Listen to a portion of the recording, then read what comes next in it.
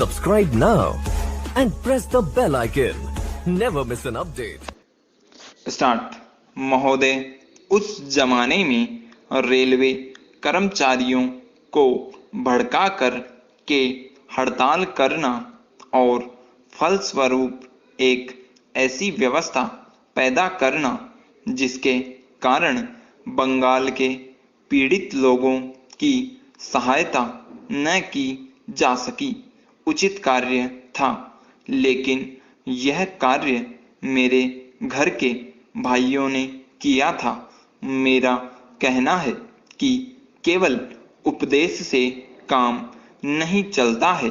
जब ऐसे प्रश्न आए तो उपदेशात्मक भाषाओं में ही फंसकर न रहा जाए, बल्कि आवश्यकता है कि ऐसे प्रश्नों पर सारे सार्वजनिक दल देश हित को ध्यान में रखते हुए संजीदगी से विचार करें और उन सब का हल तलाश करें। आज श्री वाजपेयी ने प्रधानमंत्री पर कुछ आक्षेप किए। वे बड़े गुस्से में थे और इतने क्रोध में थे कि उन्होंने अपने मस्तिष्क का संतुलन खो दिया था। उन्होंने आरोप लगाया कि सरकारी कर्मचारियों के प्रयास से बड़ी बड़ी सभाएं की गई। मैं वाजपेयी जी का गुस्सा और उनका असंतुलित होना समझ सकता हूं। उन्होंने यह भी कहा कि प्रधानमंत्री जी ने इन चुनावों के बीच अपने भाषणों में जनमानस को ऊपर उठाने की कोशिश नहीं की, मूलभूत प्रश्नों को देश के सामने रखने की कोशिश नहीं की और आज जो राष्ट्रीय दिक्कतें और परेशानियां हैं उन पर जनता को शिक्षित करने की कोशिश नहीं की। Paragraph change.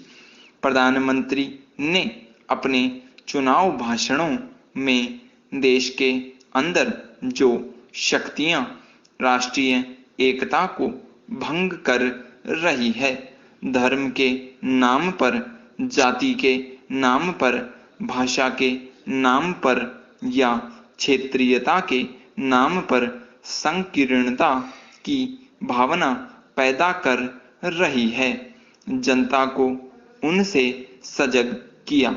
प्रधानमंत्री जी ने इस बात को अनुभव किया था कि उत्तर प्रदेश, बिहार और उत्तर भारत के समस्त हिंदी बोलने वाले इलाकों में जनसंघ संकीर्णता की भावना का प्रचार कर रहा है।